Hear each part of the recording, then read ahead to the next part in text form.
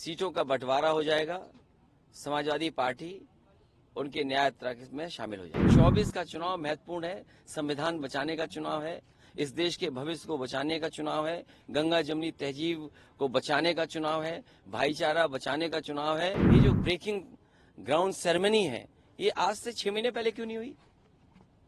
अगर इन्होंने बजट में पैसा रखा होता और इनकी जो पॉलिसीज हैं अगर उसके तहत कोई इंडस्ट्रियलिस्ट आना चाहता तो पहले भी आ सकता था। चुनाव आ गया है, इसीलिए लगभग 50 लाख बच्चों से परीक्षा लिखवा रहे हैं। चुनाव आ गया है, वोट चाहिए है, इसलिए ग्राउंड ब्रेकिंग सेरेमनी हो रही है। अभी बातचीत चल रही है, कई दौर में बातचीत हो चुकी है, कई सूचियां उधर से आई, सूची इधर से भी गई। जिस समय सीटों का बंटवारा हो जाएगा, समाजवादी पार्टी उनके न्याय यात्रा में शामिल हो जाएगी। कांग्रेस के प्रभारी कह रहे हैं सर कि हम मायावती के संपर्क में है, बातचीत। देखिए, उन बातों को मैं नहीं दोहराना चाहता हूं। किसी दल का किससे बातचीत है मैं नहीं दोहराना चाहता हूं। और मीडिया के लोग, आप भी सोचो, आप भी पॉलिटिकल पार्टी मत बनो। मैं जब चर्चा सुबह सुबह सुनता हूं, देखता हूं, आपको बजट अच्छा मिलता है। जिसको बजट अच्छा मिलेगा वो भाषा उसी की बोलेगा जो बजट देगा।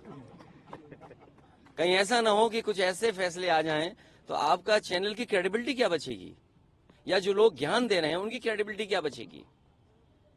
जो हो रहा है वो दिखाई नहीं दे रहा उन्हें, जो नहीं हो रहा है वो अपने दिखाना चाहते हो आप, तो आप किधर ले जा रहे हो। इसीलिए 24 का चुनाव महत्वपूर्ण है, संविधान बचाने का चुनाव है, इस देश के भविष्य को बचाने का चुनाव है, गंगा जमुनी तहजीब को बचाने का चुनाव है, भाईचारा बचाने का चुनाव है। और समाजवादी लोगों की जिम्मेदारी सबसे बड़ी है, क्योंकि सबसे ज्यादा धोखा भारतीय जनता पार्टी ने अगर किसी को दिया है तो वो गरीबों को दिया है। ये जो ब्रेकिंग ग्राउंड सेरेमनी है, ये आज से 6 महीने पहले क्यों नहीं हुई? अगर इन्होंने बजट में पैसा रखा होता और इनकी जो पॉलिसीज हैं अगर उसके तहत कोई इंडस्ट्रियलिस्ट आना चाहता तो पहले भी आ सकता था। क्योंकि चुनाव आ गया है, इसीलिए लगभग 50 लाख बच्चों से परीक्षा लिखवा रहे हैं। चुनाव आ गया है, वोट चाहिए है, इसलिए ग्राउंड ब्रेकिंग सेरेमनी हो रही है।